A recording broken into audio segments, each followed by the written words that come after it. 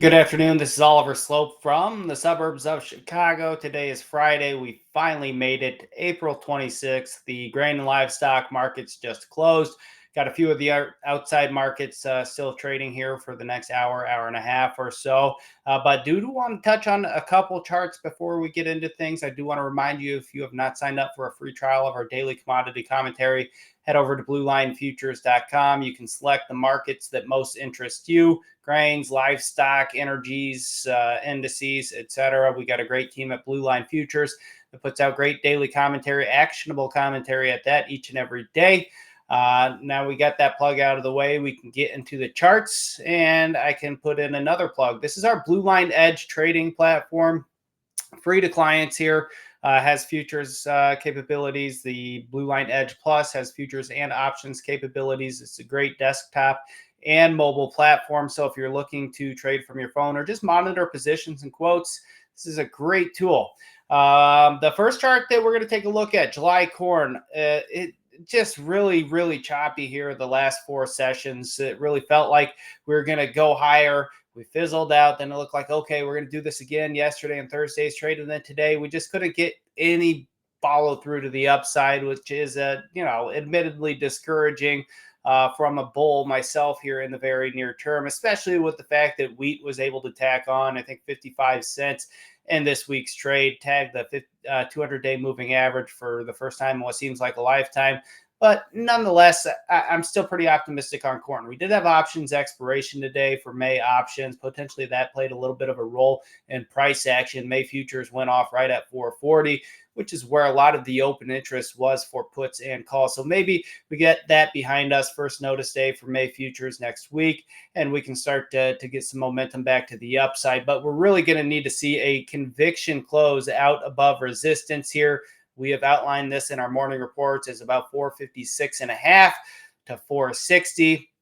It's the highs of the week, as well as the highs from that prospective plantings report at the end of March. If we're able to get out above there, I wouldn't be surprised to see that spur some additional short covering and really get this market moving north again. But that's going to be the big inflection point for the market. And even though I am optimistic, you got to think, okay, well, what if the market fails? Well, if the market fails and we close back below this 50-day moving average, that sets us right back at the low end of the range. So we're going to want to see this 444 446 area defended on a closing break basis. Break and close below that would neutralize our bullish bias here in the very near term. So mostly range bound, but we're thinking we could be building up energy for another leg higher. But next week can be very pivotal in determining that. Now we can move over to lean hogs. We've gotten a lot of questions about lean hogs recently from clients and prospects. Usually people are calling in asking about the grain markets or the cattle markets, but lean hogs, up here at these lofty levels. We did the 2-minute drill earlier in the week. I believe it was on Tuesday or Wednesday when we were up here north of 107 about, the market is still very constructive. We've been posting higher highs and higher lows really since the very start of the year, but we're starting to show signs of exhaustion. Not only that on a chart, but also when you look at the fund, like the commitment to traders report last week had funds net long just about 87,000 futures and options contracts, which is less than it was the prior week, but still at very lofty levels, almost to those levels back in 2013, which were at record all-time highs. So we talked about trend line support giving way. If that were to happen, that could just trigger enough long liquidation where you start to see things accelerate. So not only do we have trend line support giving way here, we've got a little bit of support. I'll draw it here so you can see it from these old highs, which acted as support here as of late. If this gives way, really, I think the next realistic downside target, again, we're looking at old highs, which then became support. That comes in near 98 to 99. So I think Monday's trade is going to be very interesting. All in all, we still like the idea of selling rallies, especially when you look at the seasonal aspect of it too, where it's not necessarily a super bearish time of year, but it seems like there is a little bit of a bearish tilt and maybe neutral, but certainly not a bullish time of year typically for lean hogs. So those things coupled with the fund length have us a little bit skeptical here in the very near term.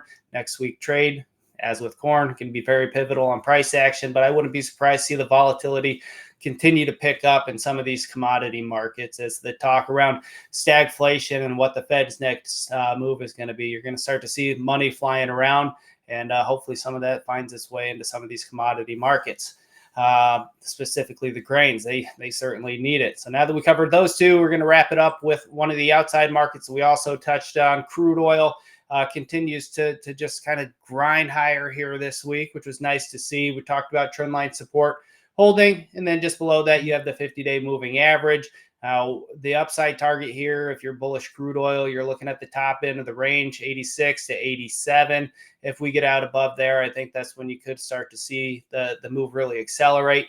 And that's going to be very interesting if that does play out. We just kind of talked about inflation, what the Fed's next move is. If oil continues to take out higher highs, that's going to put a bigger number on that inflation data, and that it really kind of puts the Fed into a corner. So it'll be interesting to see. Obviously, commodities is starting to feel like they're waking up a little bit more. So those are the few things that caught our eye here this week, and looking forward to next week's trade. If you have any questions at all, feel free to reach out to us at bluelinefutures.com. My direct line, 312-837-3938.